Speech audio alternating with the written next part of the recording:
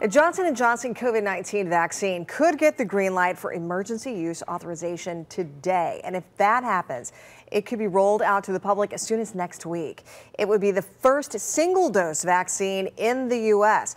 Johnson says its vaccine is 66% effective and 85% effective at preventing serious cases of COVID-19. That's well within the Food and Drug Administration standards. President Biden says if the single-dose vaccine gets the green light from the FDA committee, his administration will move quickly. Let me be clear.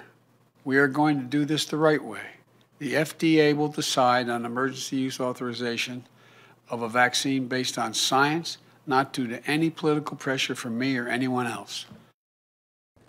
Coming up at 6 o'clock this morning, our chief health editor, Dr. Nandi, will be joining us live to talk about the Johnson vaccine, what sets it apart from the Pfizer and Moderna shots, and if approved, who's most likely to get the J&J vaccine. Time now, 4:33. We do want to get to the coronavirus vaccine numbers here in Michigan, marking a milestone in the vaccine drive. More than 2 million doses have been administered across the state since the effort began in mid-December. 60,000 new shots in arms put us over the top yesterday.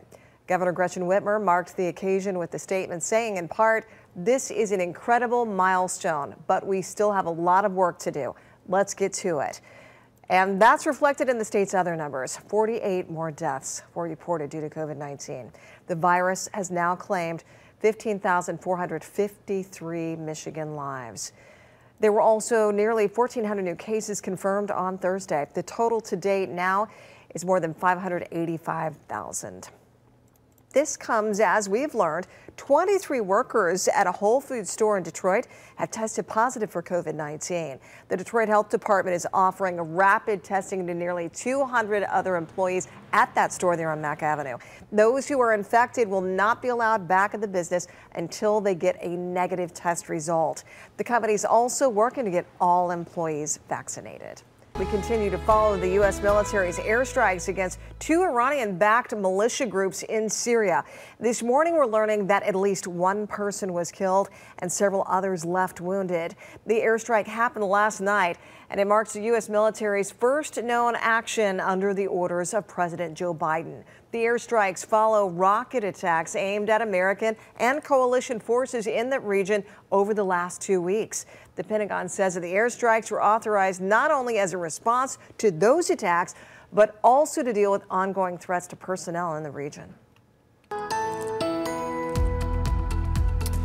Good morning. It's a little colder outside right now than it was yesterday morning. We have temperatures about 4 to 5 degrees colder than yesterday. 24 right now in Livonia. It's 23 degrees in Novi and 24 degrees in Northville. And as you go throughout the rest of this morning, some areas of fog may develop.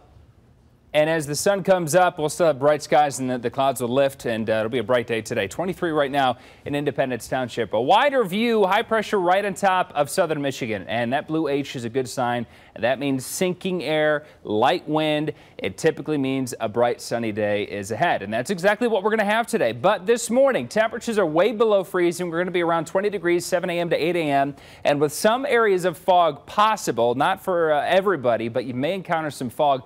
That means there may be some icy spots. If you encounter fog, slow down. Some spots may be icy. If you don't encounter fog, the roads are going to be just fine this morning. A bright day today with highs in the lower 40s, again, high 42 degrees. Temperature is going to drop quickly this evening. As soon as the sun goes down, we could drop below freezing by 8 p.m., and then temperatures rise a couple of degrees after midnight. So we're looking at a mix tonight of rain, sleet, and freezing rain. This is at 1 o'clock in the morning, moving from south to north.